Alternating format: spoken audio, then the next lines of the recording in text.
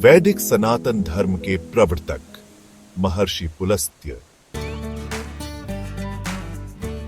नमस्कार मित्रों, नेपाल सचमुच एक पवित्र भूमि है, ज्ञान और तपस्या की भूमि।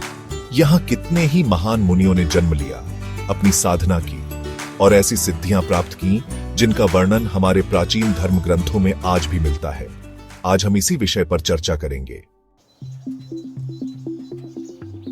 और आज का हमारा शीर्षक है वैदिक सनातन धर्म के प्रवर्तक महर्षि पुलस्त्य। हमारे शास्त्रों में एक श्लोक आता है, वाल्मीकि पुराण में, पुलस्त्य पुलहो तत्र तपस्ते पाते परम तपः अत्र सृष्टि विधानार्थम कृत्वा श्रमपरः पितामह। अर्थात ब्रह्मा जी ने सृष्टि के विधान के लिए पुलस्त्य और पुलह को इसी हिमालय क्षेत्र में घोर तपस्या करने के लिए भेजा था। आइए अब बात करते हैं महर्षि पुलस्त्य के बारे में। ब्रह्मा जी के मानसिक संकल्प से उत्पन्न हुए पुलस्त्य अत्यंत तेजस्वी थे। सृष्टि के संचालन के लिए आवश्यक तप की शक्ति प्राप्त करने के उद्देश्य से उन्होंने हिमालय की धौलागिरी पर्वत श्रृंखला में एक शांत स्थान पर अपना आश्रम बनाया और वहां घोर तपस्या की। शास्त्रों में उनके कठोर तपस्या का वर्णन मिलता है। जब सृष्टिकर्ता ब्रह्मा को सृष्टि के कार्यों को आगे बढ़ाने के लिए योग्य व्यक्तियों की आवश्यकता हुई, तब पुलस्त्य मुनि ने अपने ज्ञान और तप के बल पर ऐसा उच्च स्थान प्राप्त कर लिया था कि वे स्वयं ब्रह्मा के सहायक बन सके। क्या आप जानते हैं कि नेपाल के पश्चिम भाग में स्थित बागलुंग जिले के गुलेरी क्षेत्र में आज भी महर्षि पुलस्त्य द्वारा तपस्या की गई गुफा और उनके द्वारा स्थापित आश्रम मौजूद है। वहां आज भी शालिग्राम शिलाएं और एक जलकुंड देखे जा सकते हैं। और जैसा कि हम जानते हैं, शालिग्राम को भगवान विष्णु का प्रतीक माना जाता है और उस स्थान पर विष्णु, राम, कृष्ण और नरसिंह जैसे विभिन्न रूपों में उनकी पूजा की जाती है। अब बात करते हैं कुछ पौराणिक मान्यताओं की। कथाओं के अनुसार जब दक्ष प्रजापति ने एक विशाल यज्ञ का आयोजन किया और उसमें भगवान शिव को आमंत्रित नहीं किया, तो माता सती क्रोधित हो गईं और उन्होंने यज्ञ की अग्नि में स्वयं को समर्पित कर दिया। कहा जाता है कि सती का शरीर टुकड़ों में विभाजित होकर पृथ्वी के विभिन्न स्थानों पर गिरा और जिन जिन स्थानों पर उनके अंग गिरे वे सभी शक्तिपीठ के रूप में स्थापित हुए। ऐसा ही एक पवित्र टुकड़ा नेपाल के गंडकी क्षेत्र में गिरा था, जिसके कारण यह स्थान भी एक महत्वपूर्ण शक्तिपीठ बन गया। यही कारण है कि गंडकी नदी से प्राप्त होने वाली शालिग्राम शिला को अत्यंत पवित्र माना जाता है।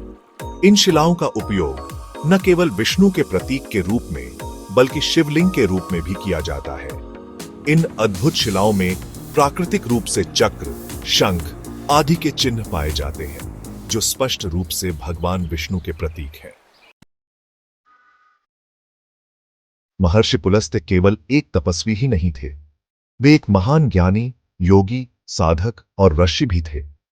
वे न केवल अपने आत्म कल्याण में लीन थे, बल्कि उन्होंने समाज को भी वैदिक मार्ग पर आगे बढ़ाने के लिए निरंतर प्रयास किए। मानव सभ्यता, धर्म, संस्कृति, विज्ञान, योग और तपस्या के क्षेत्र में उनका योगदान अत्यंत मूल्यवान माना जाता है और यह भी कहा जाता है कि उनके वंशजों ने भी ज्ञान, तप और ध्यान के क्षेत्र में अद्वितीय योगदान दिया है। गंडकी क्षेत्र, जहां महर्षि पुलस्त्य ने अपनी गहन तपस्या की थी, आज भी कई रहस्यमय तत्वों से भरा हुआ है। वहां पाई जाने वाली शालिग्राम शिलाओं को विज्ञान और अध्यात्म का अद्भुत संगम माना जाता है। ये शिलाएं प्राकृतिक रूप से बनती हैं और इनमें से कई में चक्र, शंख, गदा आदि के चिन्ह स्वाभाविक रूप से पाए जाते हैं। ऐसी मान्यता है कि शालिग्राम शिलाएं स्वयं भगवान विष्णु का स्वरूप है, इसलिए इनकी प्राण प्रतिष्ठा किए बिना ही पूजा की जाती है। इनका उपयोग शिवलिंग के रूप में भी होता है, जो शिव और विष्णु के अद्भुत समन्वय को दर्शाता है। गंडकी क्षेत्र में मुख्य रूप से 3 प्रकार की शक्तियों का वर्णन मिलता है: ज्ञान शक्ति, इच्छा शक्ति और क्रिया शक्ति। इन तीनों शक्तियों का त्रिवेणी संगम भगवान शिव के त्रिनेत्र से जोड़ा जाता है। यही कारण है कि इस पवित्र क्षेत्र को शिव और शक्ति दोनों का प्रतीक माना जाता है। आधुनिक विज्ञान के दृष्टिकोण से भी इस क्षेत्र की महत्ता सिद्ध हुई है। यहाँ की शालिग्राम शिलाओं में रेडियोधर्मी ऊर्जा, चुंबकीय प्रभाव और ध्वनि कंपन की विशेष उपस्थिति पाई गई है। इस पवित्र क्षेत्र में वेद, तंत्र और विज्ञान का अद्भुत समन्वय देखने को मिलता है। महर्षि पुलस्त्य द्वारा प्रारंभ की गई साधना की यह महान परंपरा आज भी जीवंत रूप में वहां देखी जा सकती है। गंडकी क्षेत्र आज भी तप, साधना, यज्ञ और वैदिक परंपराओं का एक महत्वपूर्ण केंद्र बना हुआ है। तो मित्रों, यह थी महर्षि पुलस्त्य और नेपाल के गंडकी क्षेत्र की महिमा की एक छोटी सी झलक। उम्मीद है आपको यह चर्चा पसंद आई होगी। अगले अंक में हम फिर किसी ऐसे ही ज्ञानवर्धक विषय के साथ उपस्थित होंगे।